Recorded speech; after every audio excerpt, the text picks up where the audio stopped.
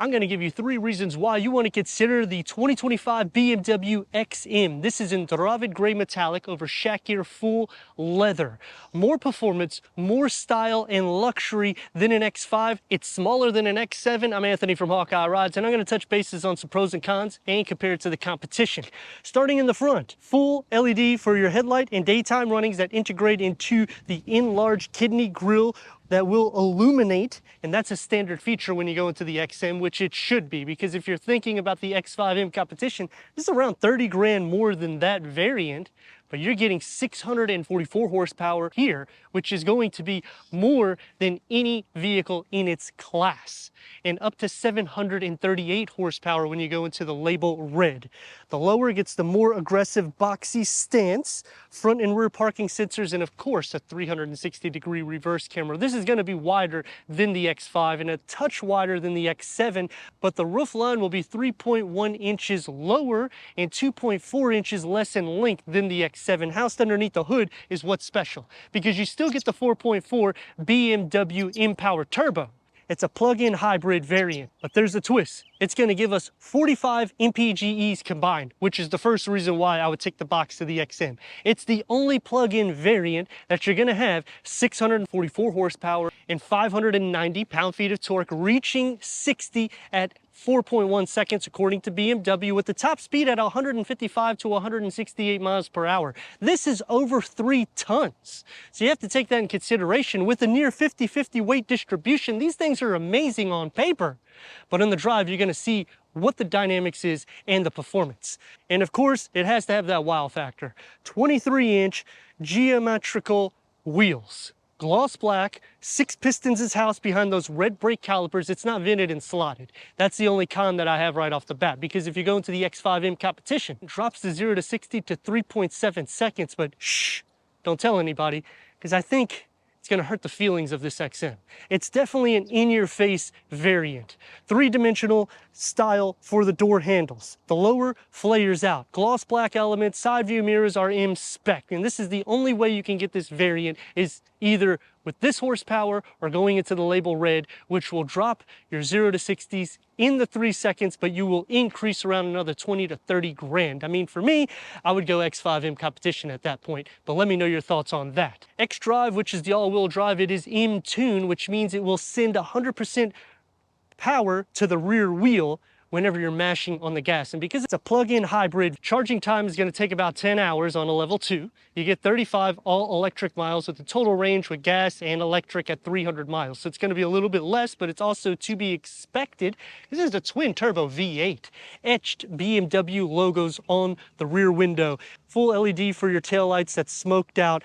Vertical quad exhaust tips. This is the only vehicle that does this. This started the whole movement for BMW, giving us a plug-in variant that's an M engine, which is amazing that you're getting this. But then on the flip side, what do you really need for that extra power when it's going to be slower? Because this is around 500 to 600 pounds more than an X5M competition. As for the competition, like Mercedes and Audi, to get an example similar to this, they don't really make it. You have to go into Mercedes. And then when you go that route, it's actually going to be a little bit less. This is actually priced at one of the most expensive plug-in, I would say, supercar variants on the market. But that leads me to the problem that I have with it. Not too many people are wanting a plug-in variant that's an M vehicle. Power liftgate is going to be standard, going into 18.6 cubic feet of storage. It's going to sit up a little bit higher with the hard privacy covers on the top and on the trunk with a 12-volt charger. But unfortunately, in order to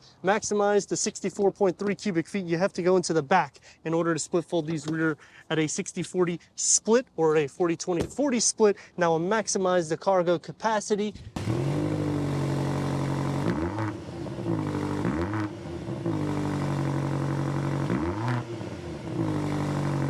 The key fob for the XM.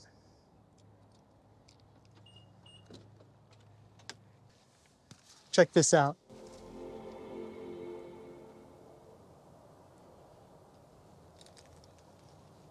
20-way power seat adjustment, heated, ventilated front seats, massage seats. The XM badging lights up at night. Memory for the driver and passenger. Let's fire it up.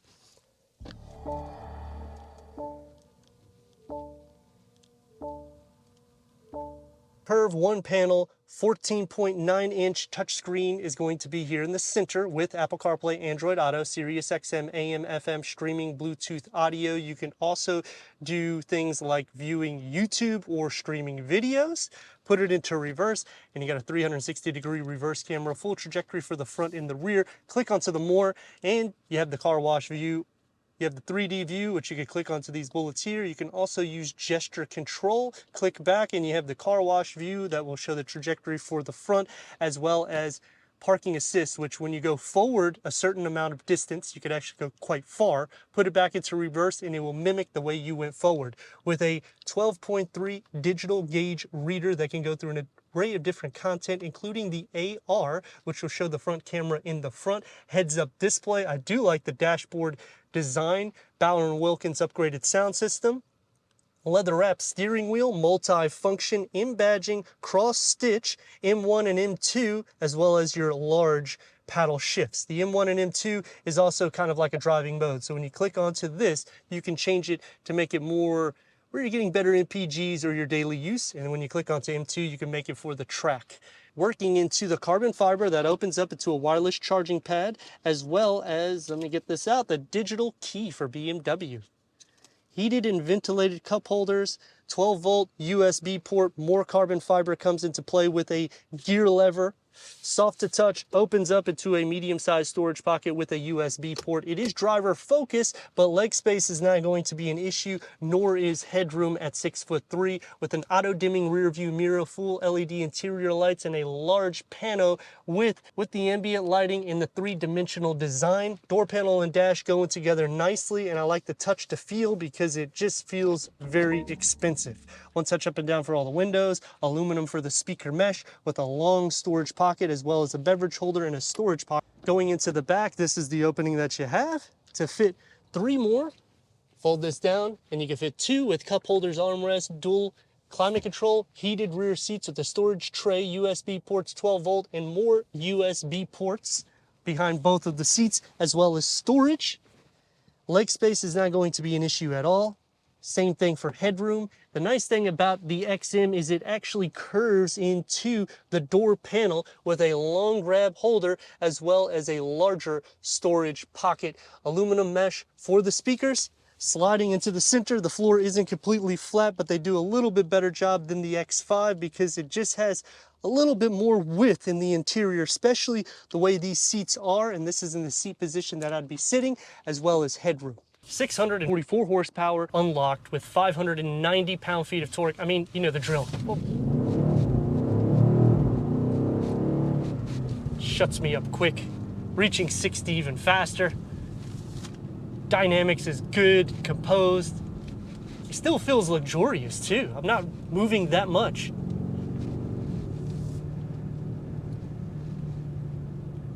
"23-inch wheels, which is crazy, and over 3 tons. But now we need to really see that 4.1.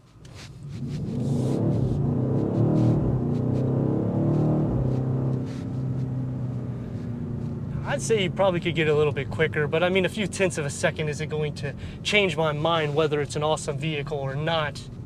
Dynamically speaking, it's sound. Interior, it's more comfortable than an X5M competition.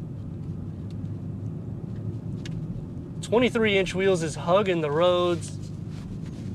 The exit livens up.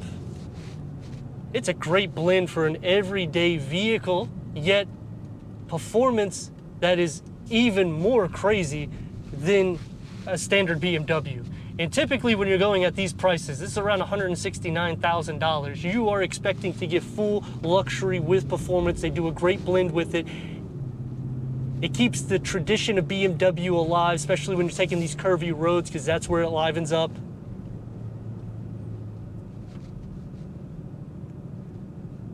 We have the AR, so I can see the cameras in the front. It also has a driver recorder, which is a dash cam for the front, the sides, and the rear. I mean, out of the box, you don't have to do anything to this vehicle. Plug-in hybrid, you're getting 35 full electric miles, and when you combined it with the gas, you're getting 45 mpges, which is definitely one of the big things that make this stand out. But it's going to take me to the second reason why I would option the XM is the comfort to this. It just is so much more than just a sports car lifted up. They give you a similar touch and feel to cars that are $200,000+. And yet you're getting that for a fraction of a price with performance as well. As for the everyday drive,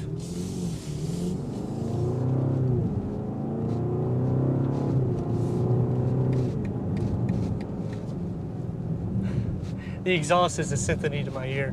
And if you want to quiet down, put it on comfort, make it go into the hybrid so you can just use your full electric and you're still getting a decent amount of power. Which I know, like I was saying on the exterior, a lot of people don't really want a plug-in hybrid in car.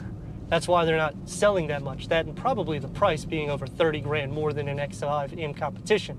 But let me know your thoughts on that on the comments.